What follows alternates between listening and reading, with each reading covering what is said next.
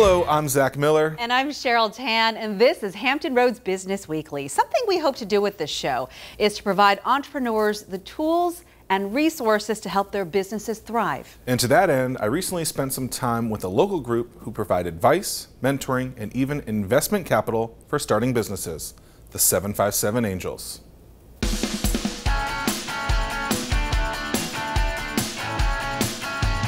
We're here with the 757 Angels, a very powerful group. What, Monique, is an angel, though? Yeah, thanks. Angels is actually not a biblical reference, but it is in current times a type of investing. And in fact, angel refers to a group of affluent accredited investors that exchange investment capital for ownership equity or convertible debt. And collectively, you guys have helped get the 757 Angels off the ground. What is the 757 Angels? Zach, if you go on our website, which is www.757angels.com, you'll see our tagline is matching talent and smart capital to enhance Hampton Roads competitiveness. 757 Angels focuses on trying to get funding for those high-quality startup and early-stage companies in Hampton Roads by providing them an opportunity to get in front of our angels, our members, who are all accredited investors, and most of whom have a lot of experience investing in private equity in the past. We do 3 cycles throughout the year, and each cycle we source, we vet, we select, and then we present to our members those opportunities, investment opportunities that our board has selected as the most promising. Now, clearly our goal is to make sure that these companies get funded, that they grow their business, that they stay in Hampton Roads, and hence they enhance our economy. What type of company are you guys looking for? Do you guys have like a specific industry, or is there a specific type of company that you guys are looking for? The one critical part of our selection process is, as I said, we want companies that want to stay and grow and build our economy here. So in order to do that, we need to invest in companies that derive a majority of their revenues from outside of Hampton Roads, meaning they bring in revenues and grow our economy. And so that's a critical, that's a major criteria for what we want to do. Other than that, they're all startup and early stage, but they can be across a plethora of industry. What can a business do to prepare once they apply at 757angelgroup.com? What should they be ready to give you guys so that they can get further down the line? The business should be ready to answer our application. As a part of that application, they should be prepared to answer questions that are customary in an executive summary, discuss competitive advantages, discuss historical and projected financials, sales channels, things of that nature. So they're going to have a written piece, and then if they make it far enough, they're going to actually get in front of a group of you guys, 15 or so of your board, and then potentially get in front of a group of 90 people, pitch their concept to then raise a certain amount of money. What type of money are we typically looking at is your range that you guys have done? On average, I would say most companies are looking for about $1 million, but there is a large range in that.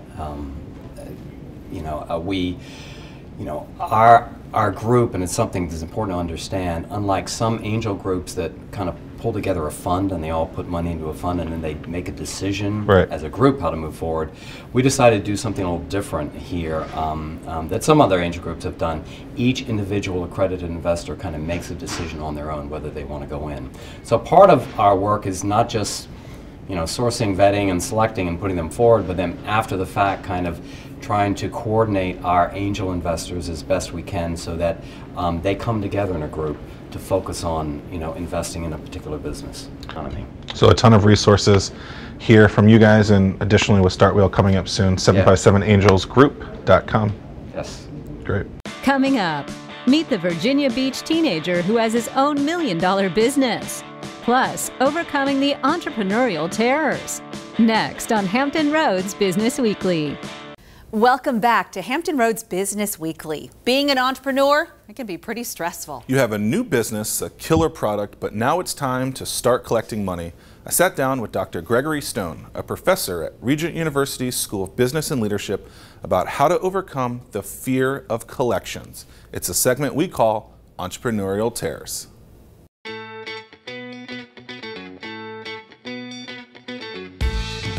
super excited you just opened your new business. It's day one. Now day two is collecting the money. How do you do that? What people have to realize when they go into business is they will be involved in collections. And that seems to not cross a lot of people's mind until after they've got several customers that have not paid them and they're trying to figure out how to get paid. So collections is something you need to think about up front. Maybe you can even avoid it by how you structure payments. I know some entrepreneurs require payment in full before the service or product is delivered. Others will maybe divide the payment into 2 or 3 segments, but they've arranged it so that the first segment of the payment actually has covered all of their costs so that they're covered if the person doesn't pay the second or third part of the payments. So it does get covered, they're protected, even though they may lose the profit margin in that transaction. So making the deposit, if you will, cover all of the goods that will, or the all services of the hard that are there. Costs, yes. And then your second, let's say it's 3, so your deposit's the first one, and let's say you have 2 other transactions afterwards, 2 and 3 are 100% profit. So services do that a lot, where they will put something down and then maybe halfway through the project the second portion of the payment is due, and then upon completion of whatever the service was, the final payment is due and the delivery of whatever the product may be. If it's maybe it was an ad that was the person purchased and you deliver the ad to them, it's finished, and then all of a sudden the final payment can be made. So structuring the payments so that you're covered in case something happens and the other additional payments don't get made. Because we know something bad will happen, or you know, a day off or whatnot, and so cash flow is so important for businesses. What tools can they be using to try and better that cash flow with collections and other bills that are coming in? You're always balancing wearing all the different hats at the same time, especially if you are a single entrepreneur, and by single I mean the only one in the business, or there's only 1 or 2 of you.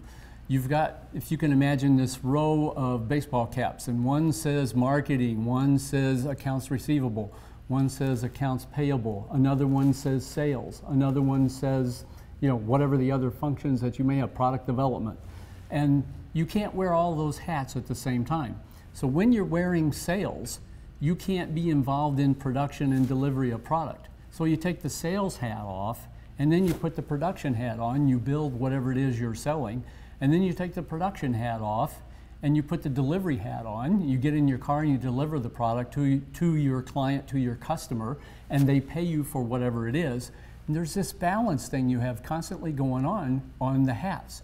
Sales, you have to have sales, and you got to spend the time going out there getting the sales, or you have no product to develop and you have no product to deliver and no payment's going to be made. But at the same time, if you spend time developing product and delivering it to your customers, the sales hat over here is getting dusty because nothing's in the pipeline coming down. So you kind of have to look at the logistics of what you're doing and set it up so that maybe on Monday you're doing exclusively sales through noontime on Tuesday, and then maybe Tuesday, Wednesday are product construction, development, building, putting it together, assembling, whatever it is. Maybe Wednesday and Thursday is product delivery, maybe Thursday and Friday is invoicing, and maybe you use the weekend to get caught up on paperwork or something in there. So it's really important that you logistically in the beginning keep a balance, especially if you're the one trying to wear all of those hats when you open for business. Always managing the activity that's necessary in the business. Yes. Thank you. And then thinking ahead. Yep. See how a teenager turned a sketch in a notepad into $1 million business. It's next on Hampton Roads Business Weekly.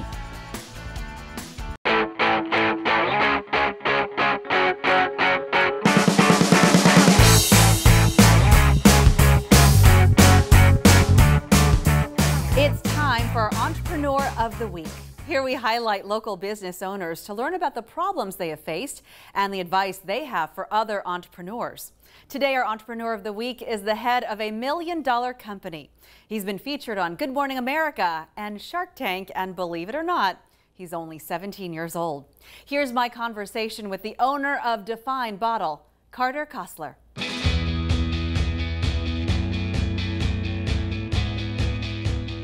I had no idea. I mean, obviously I was 13 years old. I mean, I bet most people don't even know where to go. You know, most adults wouldn't even know where to go.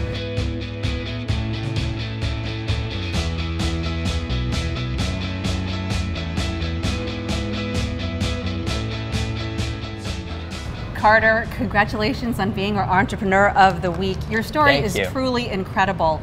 And it starts with this. This is the Define bottle. And you're 17. I think we should start off with that.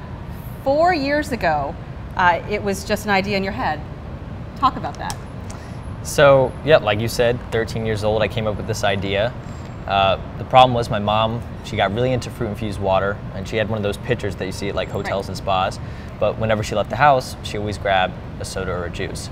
So I wanted my mom to be able to take her favorite recipes to go. So I did some sketches on a little legal pad, on a napkin even, and pitched the idea to my parents, and here we are, 4 years later. 4 years later with a $1 million company. Yes. We should talk about that. First, explain to me how this works. This is so cool. And I know you mentioned to me this is what 200 iterations from that first idea Yes. on your napkin. But talk about how it works first. Okay, so what you're gonna do is, and I can't obviously do it in full because of water, I don't have water, but you chop up your fruit, you put it in the bottom chamber right there. There's a strainer piece in the middle of the bottle which prevents your fruit from going to your mouth when you drink, so you don't get the pulp, the seeds, any of that nasty stuff in your mouth, but you still get the taste and that infusion of the fruit. And that's it. And it all comes apart, you can throw it in the dishwasher. That's the idea. Very simple, but I know the process to get to this was anything but. How do you Yes. go from a teenager with an idea to something like this, even a prototype of something like this? Well, I had no idea. I mean, obviously I was 13 years old. I mean, I bet most people don't even know where to go. You know, most adults wouldn't even know where to go. So there was a lot of help that was needed, and I went to my parents and did a couple Google searches, a couple hundred Google searches, and you know, found some people that could do prototypes, industrial designers. It took a long time and a lot of stress and a lot of hard work, but it happened. So let's talk about some of the things along the way that helped move you in front of people. You did a lot of things right. You were on Shark Tank, and so people might remember you from that. So talk about that first. Hello Sharks, my name is Kostler. I'm from Virginia Beach, Virginia, and my company is the Define Bottle. Shark Tank was definitely, I think, one of the biggest catalysts for success for the Define bottle, really. You know, it instantly puts you on a national stage. You know, we did $250,000 in sales the night that it aired. Wow. That was a great experience. It was terrifying, obviously, in front of the Sharks. So young and... Yeah, and you didn't take the deal, so... I did not. You didn't even take the deal, and you got that kind of exposure and the sales from it. Yeah, crazy experience. Denied the 40% deal, but you know, I ended up on top. You know, on top of the $250,000 in sales that night, we got emails from tons of people who were interested, tons of venture capitalists, tons of people who said, "Hey, I want your bottle in my store. I want your bottle here, there."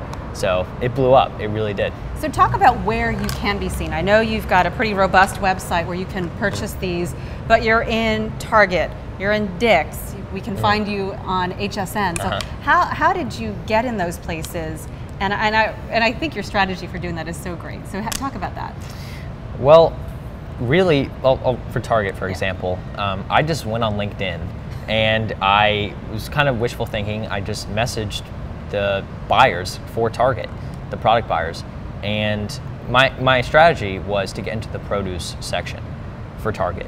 And you know, the super Targets, they have those, you know, with the produce section with a lot of fruit.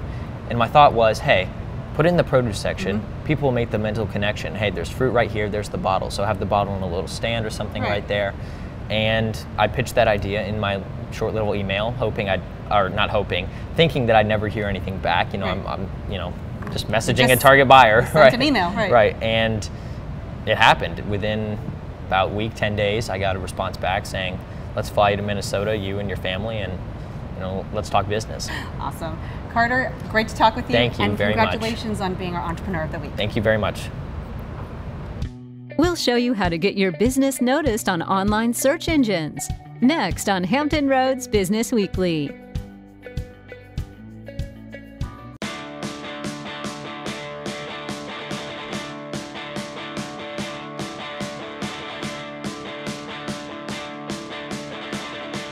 Welcome back to Hampton Roads Business Weekly and the one thing entrepreneurs do that lead to their success. I'm happy to introduce you to Cathy Howell, the owner of Howell Creative Group in Williamsburg. Yes. And you've been in business more than 30 years. And I've said it before on this show that I think now entrepreneurs, it's like a buzzword. Like everyone is an entrepreneur, and it's cool to be one. And you started 30 years ago when it maybe wasn't as cool, and it was tough, and it was a different landscape. Yeah. I think you're right about that. And I mean, it's wonderful to see people out here then, supporting entrepreneurs and supporting new business, because that's a great thing to see. Because I started out kind of doing my thing and going to work and trying to get work and learning how to do this myself, and used to score guys and tried to get them to look at my plans, and I was surprised, yet I guess I should have been happy that they didn't make any changes. I'm like, I don't know what I'm doing. So they didn't make any changes there, but that was a good thing for me to have. I think some entrepreneurs say that they even today feel like they're not sure what they're doing. But that's actually an interesting point. It is. Well, what would you say is the best thing that you've done to get work, to get clients? You're in the marketing, communications, brand strategy field, and some of your big clients, Fort Monroe, the Virginia Living Museum, and Versability. Like, how do you get clients? Well, there's a combination of ways to do it. One is through networking, and not in the terms that we were even saying, not networking like we're just going to networking events, but talking to people and then making sure that they know that we do what we do, and then making sure that their friends know that we do what we do, and then meeting folks and then getting the work and then following them to the next company that they went to work for, and doing what I call a dog and pony show up there, and being able to pitch them their new business as well, and knock on wood, that helped create our business that way. Help us figure out, as if you're an entrepreneur, maybe you're trying to pivot or you're trying to figure out new ways to brand yourself. What are some of the things to think about when you're thinking about a brand makeover for your own business? Okay. Start with trying to figure out what makes you different from your competitors, so that you get down to the nitty-gritty of, there's a lot of people that are doing the same kind of thing. What makes me different? Are my delivery better? Is my product better? Is my service better? And that's the starting point, where you just try to figure that out, and you work until you get all the way, peel the onion petals or whatever, all the way down to the core of really what makes you different, and then start to figure out how to tell that story. And that's where an agency like us, where we come in, is to help. We look at ourselves as serving as a conduit between the client, our client's message, what do they make, what do they create, what are they trying to get across, to their customer, their end-use customer. So this segment is called The One Thing. In your opinion, what is the one thing for you, the one thing that led to your business success? Somewhere along the line, as a business owner, I grew from being by myself to having a staff, and learning to delegate, and finally hitting a point where I wasn't sure, I wasn't real happy with what I was doing, actually, which was really sad, because I love what I do, which is another thing I think you have to be able to keep it going for 30-something years here. But I didn't even know that until I brought in an HR type coach. She got down to, what makes me tick, asking me these kind of questions. And so what I had learned was, I thought I was supposed to delegate. Yes, we're all supposed to delegate and learn how to delegate, but I delegated everything I loved away. And so as a creative person, I was doing all my bookkeeping, all the billing, all the proposals. So I renamed my position President and Creative Director. And I don't do everything, that's for sure, but I am involved in the creative process and directly involved in creative sessions. I have brilliant people that work for our company. They're just fantastic, and so they carry the balls like crazy, and they're great. But I sign off on all the work that goes out. I get to look at it, I make a few tweaks, I drive people crazy, but it's just kind of that, I embraced who I was, which was the perfectionist creative person, and was able to create, continue to build the business from there. And then continue to build a business that you love, which is the part that is important here. Absolutely. Some great advice. Thank you Cathy very much. Howell, thank you very much. Appreciate it very much. This was fun. Our social marketing guru, Naoma Doraguzzi, is back with a tool to help businesses with their online advertising. Hi, this is Naoma Doraguzzi with AskNaoma.com, And as you're starting out as a new business owner, you're probably going to want to have a blog. Well, how do you know how you're going to be found online? People are using Google keyword searches or in the search engines. And a keyword could be a phrase, a word, or a term that people are looking to find content. So you want to make sure that your stuff is being found online. So a tool that I would recommend is called Google Keyword Planner. It's free to use, but you do need to set up an account within Gmail and Google AdWords. You don't have to actually do an ad campaign, but you do have to set it up. And again, it's free to use. Once you set up that campaign, you can put in search terms and it will give you some ideas that you may not be thinking about. So let's say you find out a term that you may normally search for. Well, not everyone is searching for those terms, but it'll give you results on what people are searching for, how often they're searching for. It may give you some ideas on how to make your post so that you can be found online. You don't need to necessarily use the top search terms that people are using. Maybe find one that people aren't using as often so that you can be found in the top of that search term. And I would say don't post your post around the keyword, write your post, and then search the Google Keyword Planner and kind of tweak it to be found because you want it to be authentic and you want it to be you. So Google Keyword Planner is what I would suggest to use to help when you're writing your blog post so that you can be found online. If you have any questions, you can tweet me at Ask Naoma. That's all for this week's Hampton Roads Business Weekly. You can find the show on Facebook and Twitter at HR Business Weekly or at hrbusinessweekly.com. For Hampton Roads Business Weekly, I'm Zach Miller. And I'm Cheryl Tan. We'll see you next week.